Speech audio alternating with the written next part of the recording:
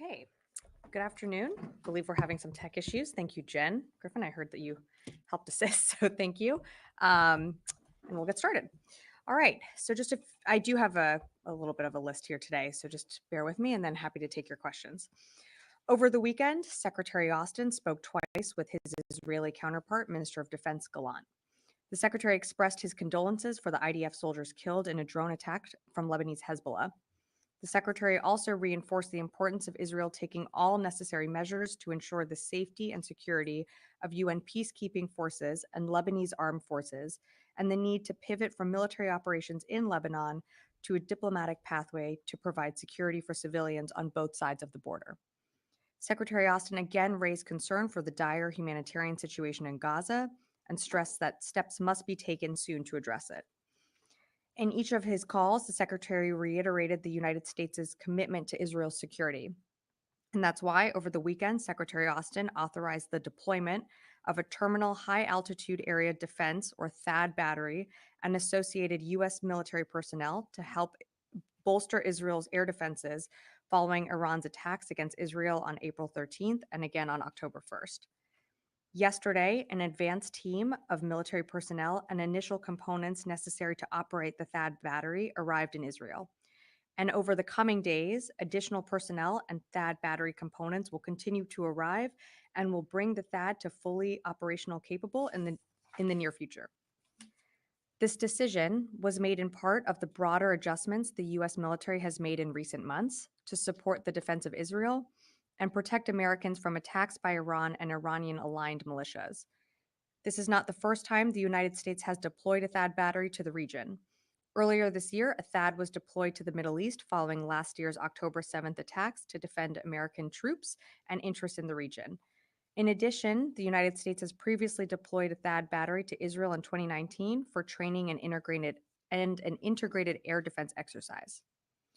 Shifting gears, the department continues to support relief efforts related to Hurricane Helene and Milton and will continue to work with our federal, state, and local partners to help our fellow Americans. As of earlier today, the National Guard has mobilized more than 4,500 guardsmen from 7 states for response and recovery missions following Hurricane Milton. The U.S. Army Corps of Engineers has approximately 300 people supporting with temporary roof support, infrastructure assessment, debris control, flood response, and more. The department's response efforts for Hurricane Helene continue as well. The National Guard has roughly 3,000 guardsmen from 13 states mobilized and approximately 1,500 active duty soldiers who are mobilized and helping with response efforts. The U.S. Army Corps of Engineers has more than 560 personnel engaged in 27 missions across the region.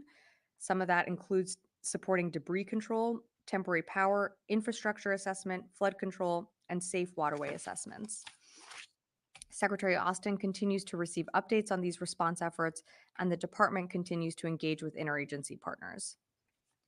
Shifting gears again, in September 2023, Secretary Austin announced that the department would, for the first time, begin to proactively review the military records of former service members discharged under Don't Ask, Don't Tell due to their sexual orientation. The review was focused on those who might have been eligible for upgrades to the characterization of their discharge or changes to their reason for separation but had not yet applied. After a year of exceptional work, the military department review boards directed relief in 96.8% of the 851 cases that they proactively reviewed.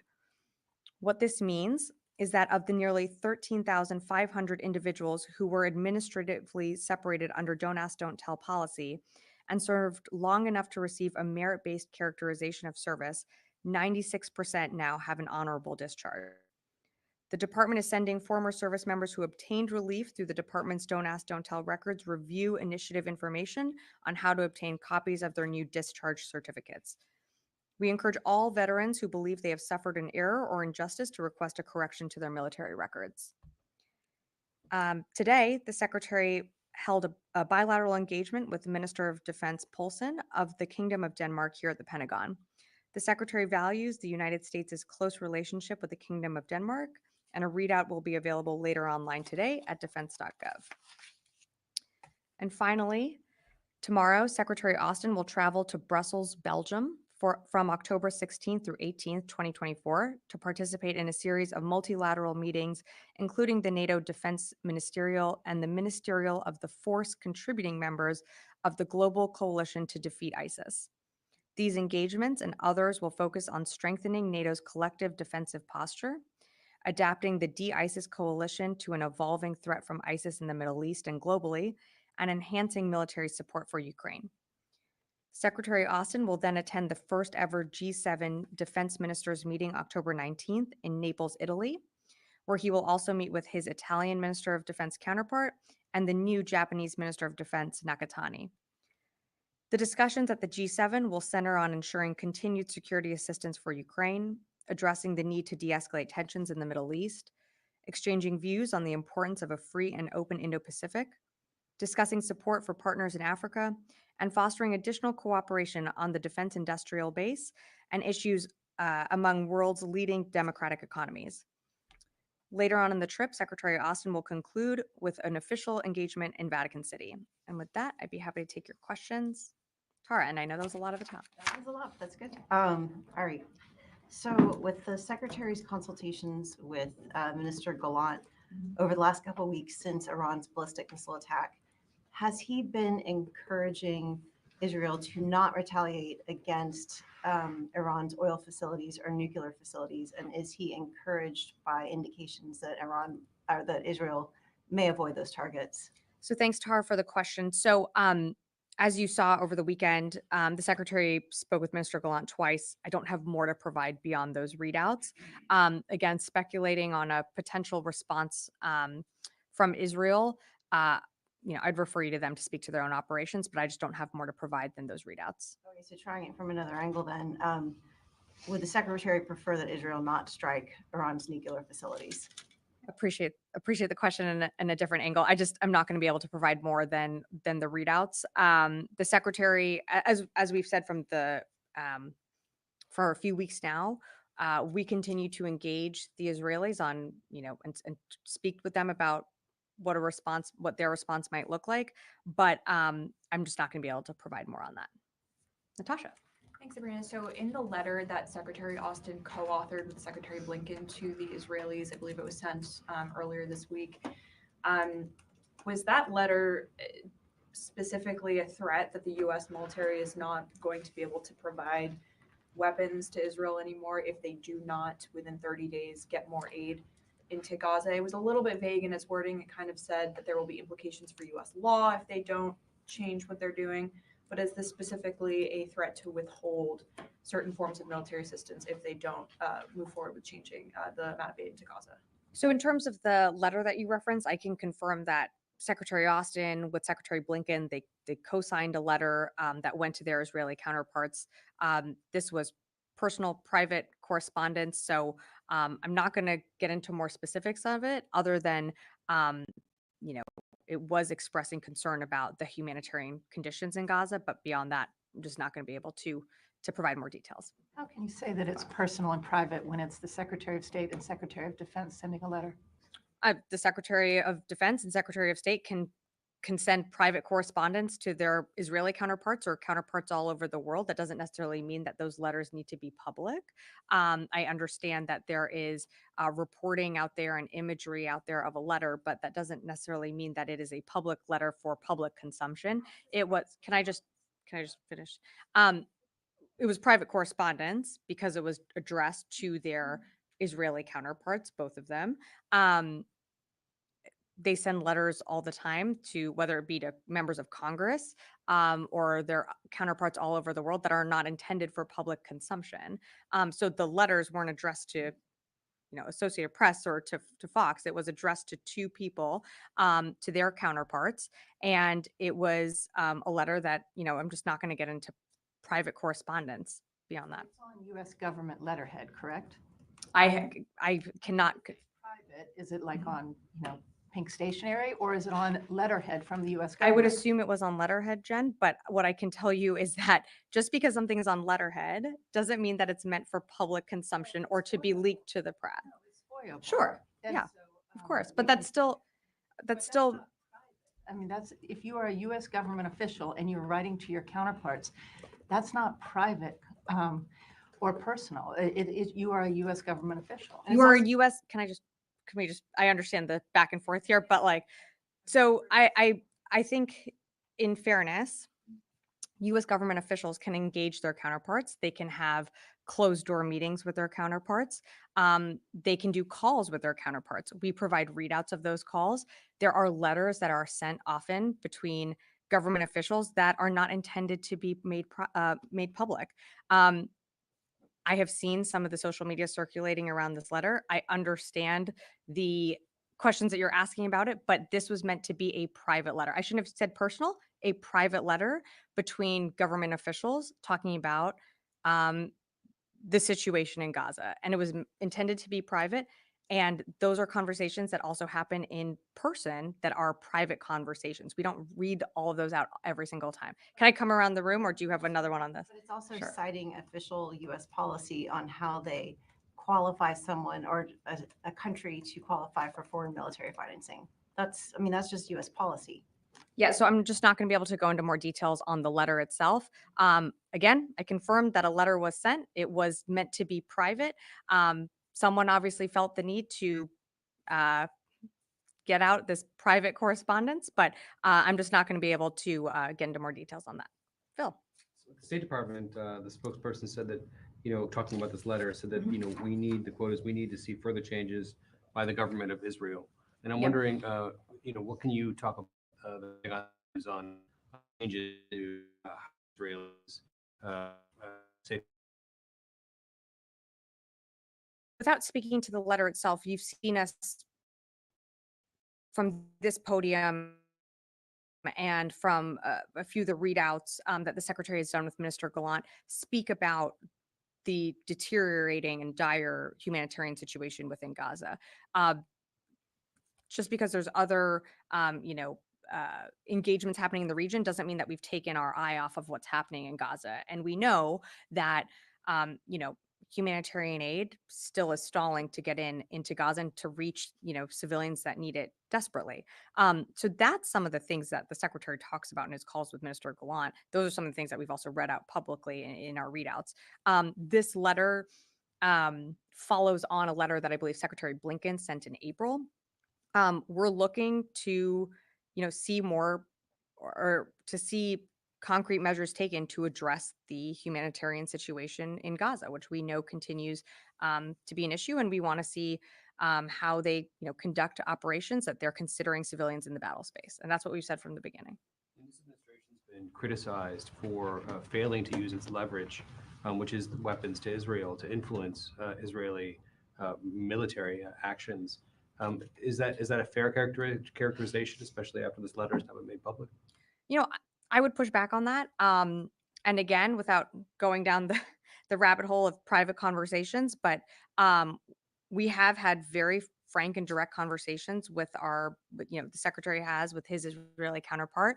I'm not going to go into a line item list of every single time they've done something differently because of our advice or because of conversations that we've had. But we have seen them change their behavior in certain circumstances. Is there more that we are working with them on? There is, and we're going to continue to engage with them on that. So you've used that leverage. You've threatened to withhold weapons. I didn't say that. I said that we continue to have frank conversations with them.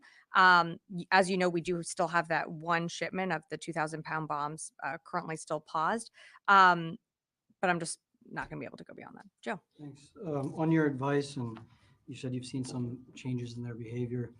Among the things that the secretaries mentioned, you just mentioned, were opposition to bombing or targeting densely populated areas in Beirut from Israeli airstrikes. We haven't seen that happen in the past couple of days.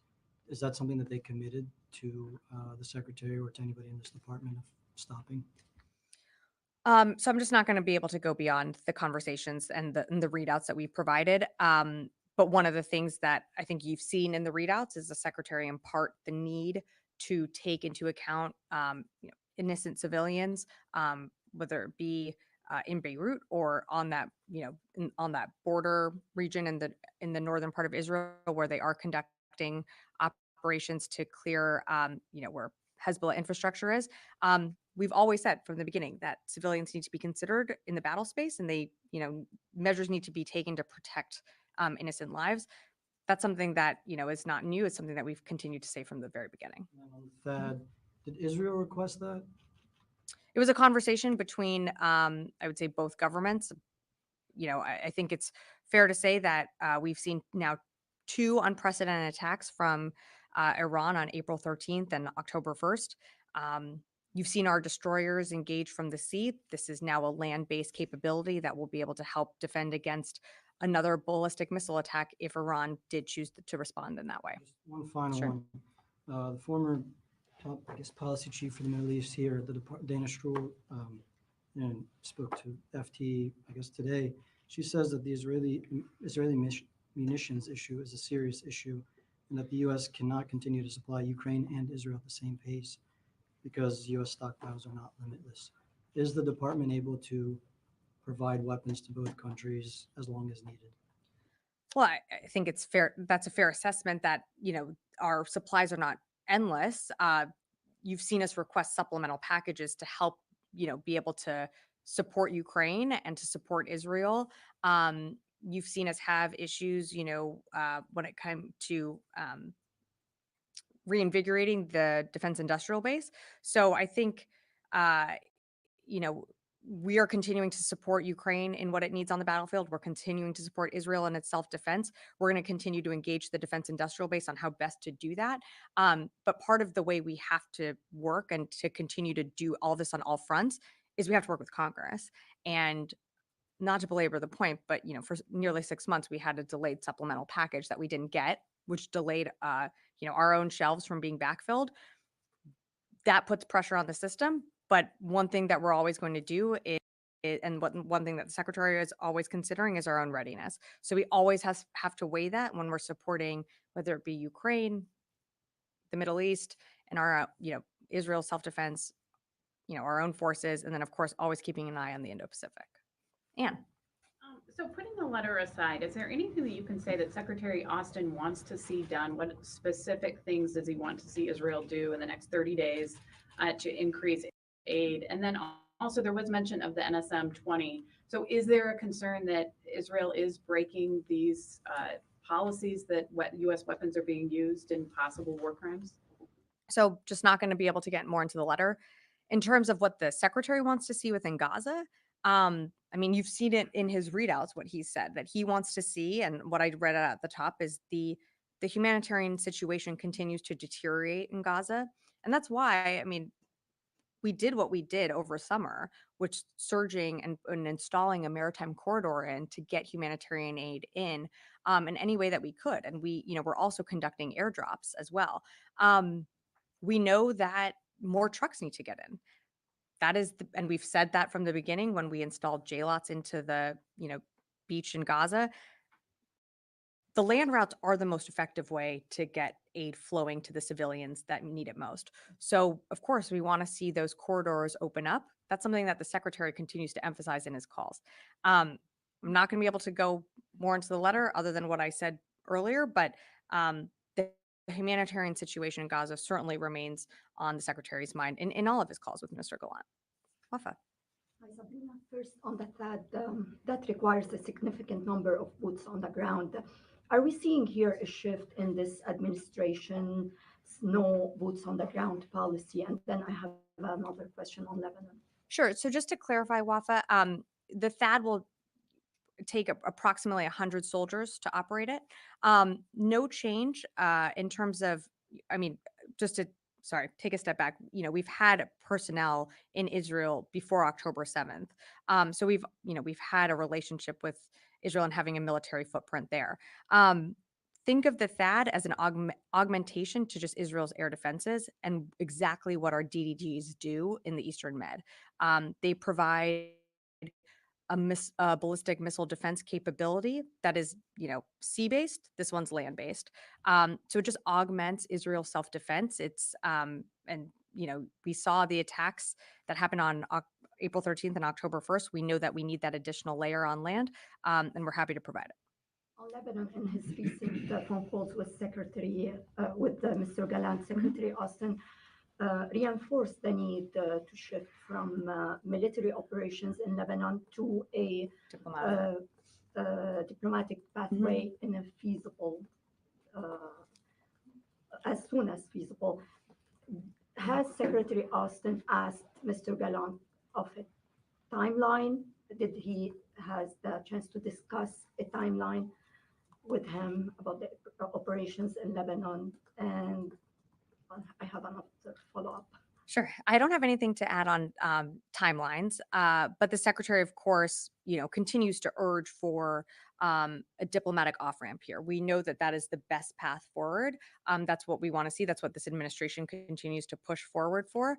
And so that's what he emphasizes in his calls. You had another one? Yes.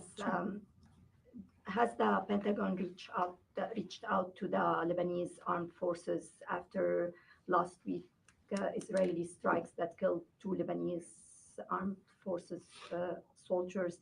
And is the assessment here at the Pentagon still that Israel is just targeting Hezbollah, giving also that it targeted the UNIFIL forces in South Lebanon as well last week?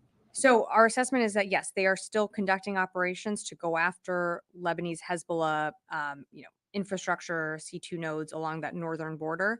As you heard me read out at the very beginning, we expressed deep concern over, what happened with those UN peacekeepers that were, within Lebanon. But that is still our assessment that they are conducting operations against Hezbollah. But you didn't reach out to the Lebanese. Oh, I'm sorry. Sorry, I didn't mean to not answer your question. I don't have anything to read out from the secretary's level. I can't speak for other components within the department, but nothing from the secretary's level. Charlie. Sabrina, Charlie. private or otherwise, there's a formalization about a letter. It's a document. It's Sure. signed. It can be traced. Who does that serve? Is it because the United States needs to be seen to be doing something? Knowing this letter would get out, signed by these 2 very important figures at this particular time. Why? Why wasn't it a phone call? Why was it a letter? Okay. Well, appreciate the question, but we didn't know it was going to get out. We didn't know that someone was going to. All I can tell you is that the secretary and Secretary Blinken sent a letter. Not going to go into those details. I've seen the social media reports out there, but I'm just not going to go into more details of a letter. Why do you make a phone call versus sending an email versus sending a text? Look, I'm not going to go into the decision making of why a letter versus a phone call, but it was meant to be a private correspondence between 2 senior administration officials, from the Department of Defense and Department of State to their counterparts. Again, I understand it is an official letter on official letterhead, but those correspondence are still, meant to be private. And so I'm just not going to go into more details on the letter. There's a paper trail. It was literally making a statement. It is literally a statement. Yeah, but Charlie, you also have to understand that we do statements that are press releases that are for press consumption.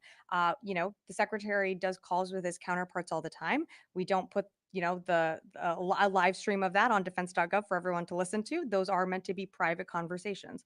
This was a private correspondence with their counterparts. Again, I'm just not going to be able to go into more details on the list. Sure. In terms of when it becomes operational, I know we can't discuss that. But what specific role does it fill? What hole was missing in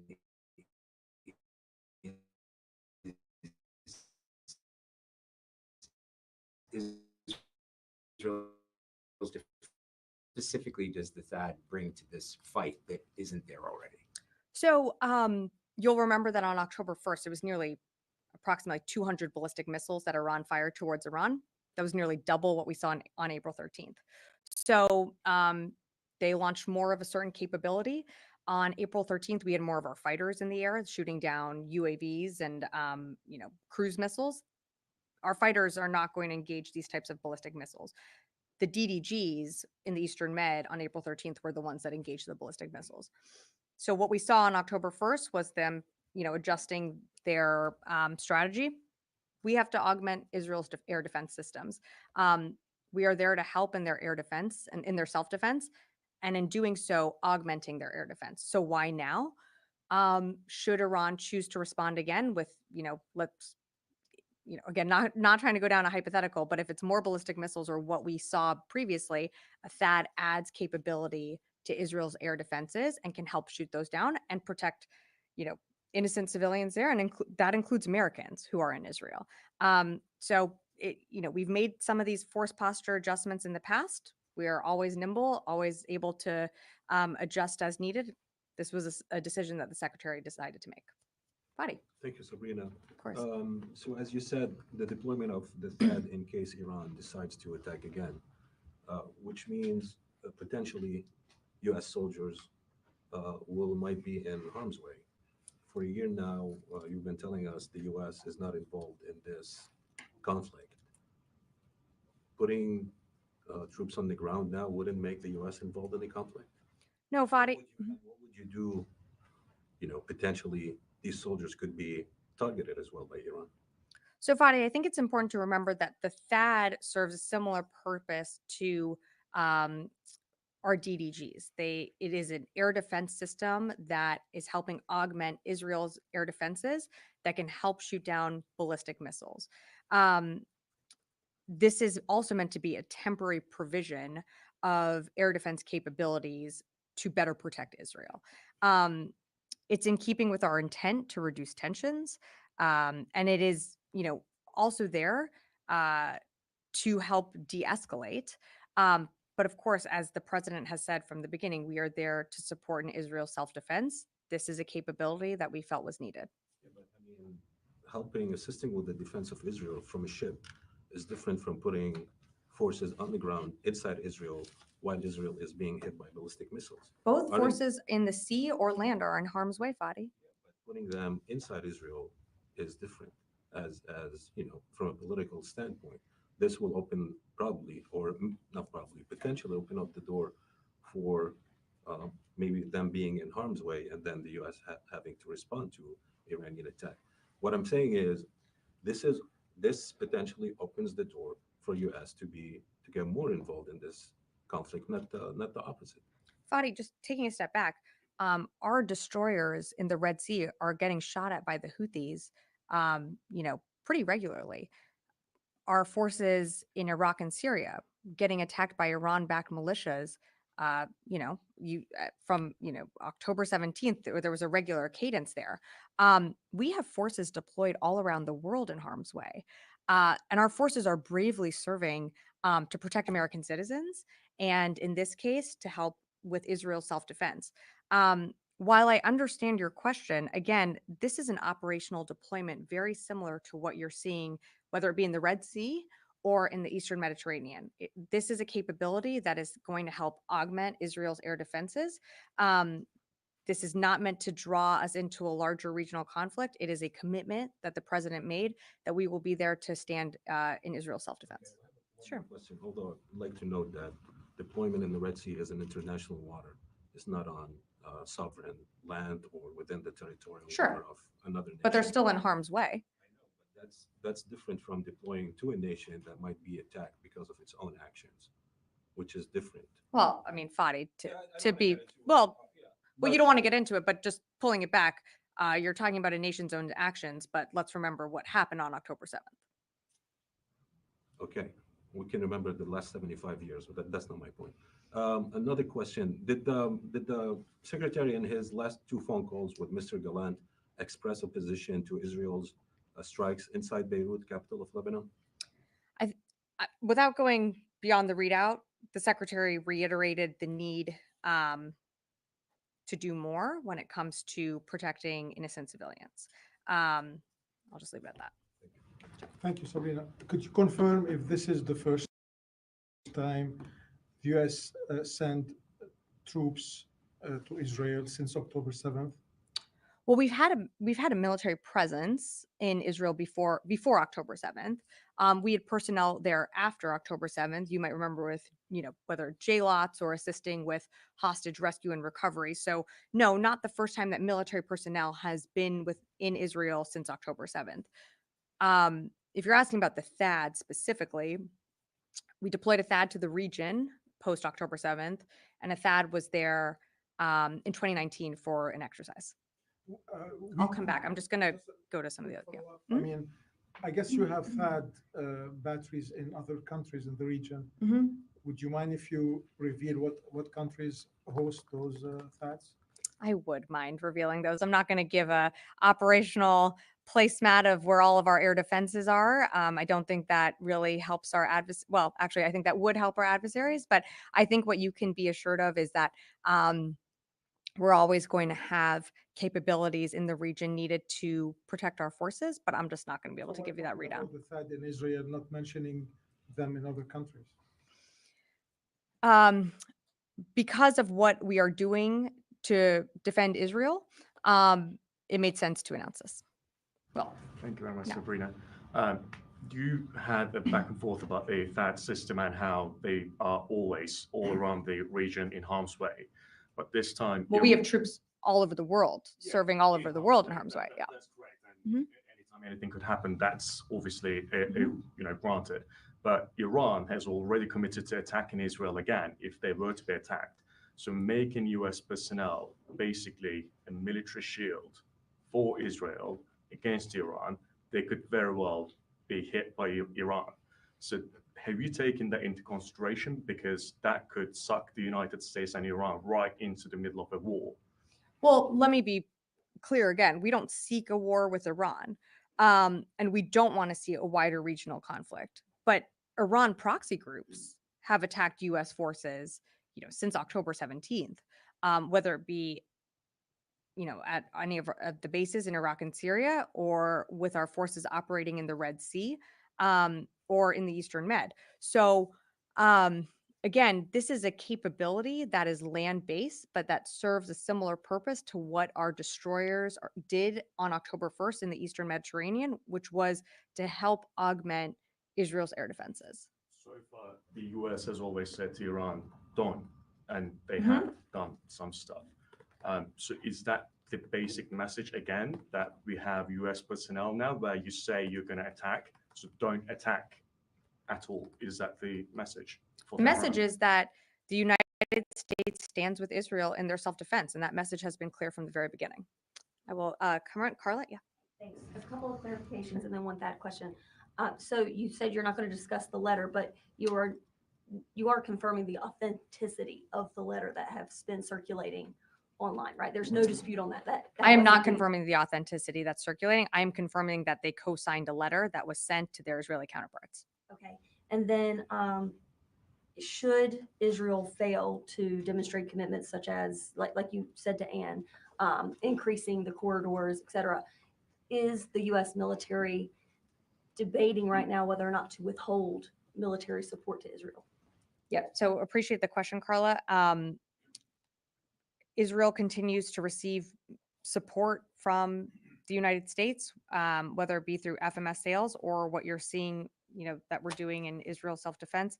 I just don't have more to provide. But should they not make the changes that you have called for? Yeah, I'm just not going to go into more details. Okay, and then on the THAAD, you announced the THAAD to Israel. Should there be another THAAD in Eastern Europe, Romania, Poland have been some of the places that have been mentioned in the past? Why would those THAADs not be used to help defend Western Ukraine from Russian attacks? Because if you can send a THAAD to Israel to help stop attacks from Iran, why would a THAAD in Poland or Romania, for example, not be utilized to help defend civilians in Ukraine? Okay. So different capabilities, different wars, different regions. The commitments also to Israel and Ukraine are different. We have a long-standing partnership to come to Israel's self-defense. You've seen the president commit that from October 7th. And when Ukraine was attacked over 2 years ago, the president made a commitment to stand with Ukraine for as long as it takes. But again, you're talking about different capabilities being moved, and what's needed for, should Iran attack again, is a THAAD. For engagements from, what Russia is doing in Ukraine, different capabilities, such as, as you know, I don't need to go through the long list, but um, not to use this expression, but it is a little bit of apples and oranges here. So, I don't want to go down the whole list of everything that, we're providing Ukraine to everything that we're providing Israel. But what I can tell you is this administration, this department continues to support both in the different needs that they need. Just a quick follow-up to that, with Sure. all due respect, I need a little bit of clarification on the different capabilities. Because Russia has fired ballistic missiles.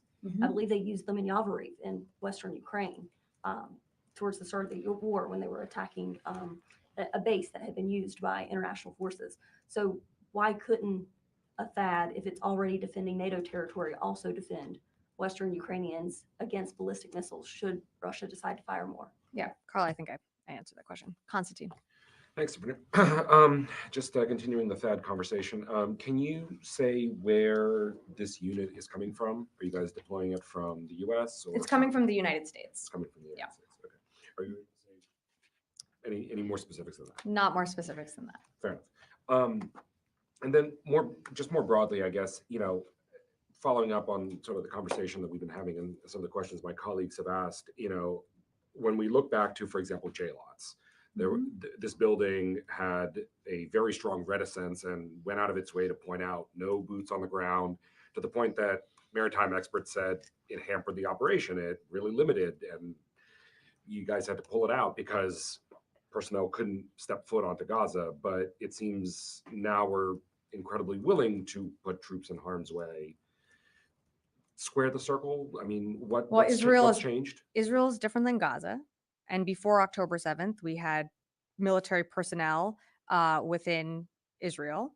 And we have continued, that's been a relationship and partnership that goes, far back. In Gaza, the president committed to not putting troops on the ground there, which is why you saw what we did with J-lots. We continue to support and stand by Israel in their self-defense. I know there's a lot of parsing here, but the THAAD capability, while it is going to Israel, it is temporary. It is, temporary provision of air capabilities that they need should they face another attack like they did on October 1st.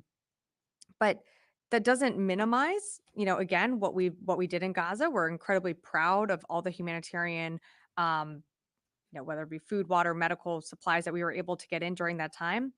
But more needs to be done, and it needs to be done quickly. And that is something that the secretary continues to impress upon in all of his calls. In the back. I'm Lorana Lansvia Sahi-Shambon. Shifting over to the Indo-Pacific, on Monday, China conducted drills surrounding Taiwan, which alerted and alarmed the Taiwanese government. The Pentagon released a statement condemning these acts. That being said, my question is there any plans to change U.S. force posture in the region or to conduct additional operations in reaction to China's drills? Thanks for the question. So no force posture changes to make today. It's something, in reference to what you mentioned, it's something that we monitored. And, as the White House noted last week, it is longstanding tradition for Taiwan's president to deliver remarks on October 10th. Again, we remain focused on the Indo-Pacific, but I just don't have any force posture changes to announce today. I will take a few more. I know there are some follow-ups, so one here, and then I'll come back here. Yeah. Thank you, Sabrina. There's been some new reporting around the 2023 drone incursion over Langley Air Force Base. Does the DoD have an idea of what objects it might have been? Thanks so much for the question. So specifically, Langley Air Force Base did experience incursions of unauthorized unmanned aerial systems last year in December 2023. The number of those UAS incursions did fluctuate on any given day, but they didn't appear to exhibit any hostile intent. It's something that we, have kept our eye on, but don't have more to provide on that. Jen. Sure. I wanted to follow up Yeah, on. of course. So why couldn't the Air Force shoot down these drones if they were coming towards the base, over the base, if they were surveilling, which it prove that when one went down on January 5th, it was found to have video surveilling a sensitive base. Why couldn't they shoot them down? The Air Force can shoot down Cessnas if they get close to sensitive facilities in Washington, New York. So the commander, or any commander of any base, has the authority necessary to protect forces, to protect facilities, infrastructure, and capability there. So I'm not aware that they did not have any authority to shoot it down or to shoot anything down. I do know that with all of these incursions, given that it's, on U.S. soil, there is another level of coordination within the interagency that needs to take place. But the commander absolutely had his or her authorities to engage any systems that are a threat to the base. Wouldn't surveillance or intelligence gathering be a threat to the base? Yeah, again, Jen, this is something that, I know the department continues to analyze. I don't have any information, or I can't confirm what you're saying. All I can tell you is that, the Air Force Base did experience a number of incursions, and that, we have been looking into it. And if I have more to share, I certainly will. Do you know where the drones were shot from? I don't. Tara, and then Tara, one in the back, and then Charlie. Back to the letter, understanding it's a private letter that was not intended to be released publicly. Did the secretary coordinate this letter with the White House or notify the president or NSC that they were sending this to their Israeli counterparts? Yeah. So without going into the interagency court on private correspondence, I think it's fair to say that there was an effort by the interagency here. You can see that with one of the co-signers being Secretary Blinken, but I'm just going to leave it at that. But was the I'm not president gonna get notified, and was he supportive of this letter going out? You'd have to ask the White House. I'm not going to get into more details on that. Yeah, in the back, and then I'll go to Charlie. Thanks, Sabrina. Heads of German intelligence have reported an increase in Russian-backed sabotage and disinformation. There was one particular incident that was reported last week involving a package catching fire before being loaded on a cargo plane. There have also been reports of drones flying over critical infrastructure. Is the DoD aware of this? Is there some sort of increased cooperation with the German authorities regarding this? And other drones that were mentioned reportedly flying over military bases here being investigated in that context? And as a follow-up, what gave the impression that there was no hostile intent? That's in terms of the no hostile intent. That's our initial assessment. As I mentioned to Jen, who asked about this, while I don't have more to provide, it's something that we're continuing to do an assessment on.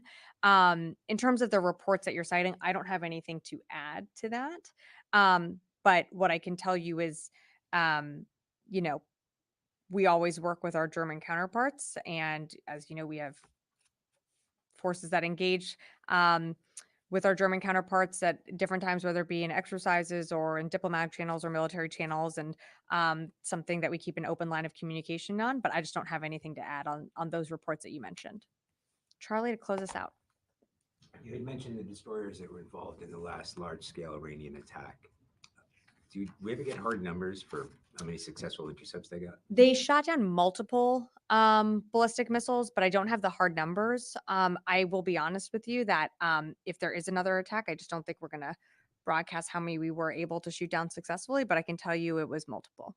But there was a need that either the United States or Israel or both assessed that this is a significant step forward.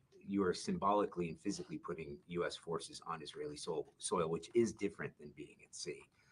So that need must have been so pressing. Was it because the attack was more successful? Or did they get to the military bases? Are the Israelis that concerned about a large-scale attack from Iran to put U.S. forces on Israeli soil? The attack was almost twice as large as the attack that we saw on April 13th in terms of ballistic missiles that were used. So are we concerned? Yeah, of course we're concerned. That scale or higher? We don't know what a response could look like, but we're not going to also wait and find out. We're going to do things that we need to protect, whether it be U.S. forces or what you've seen us do before. We've taken force protection measures at our bases, move DDGs closer to the in the Eastern Med to help defend Israel. I completely acknowledge that this is different and that you're putting a capability with people on land, but it is also a capability that is similar to what is on those DDGs, and it helps augment Israel's air defenses. So we don't know what a potential possible response could look like from Iran, but what this does is it helps bolster the air defenses should there be a response. It's one additional system to help engage. Okay. All right. Thanks, everyone.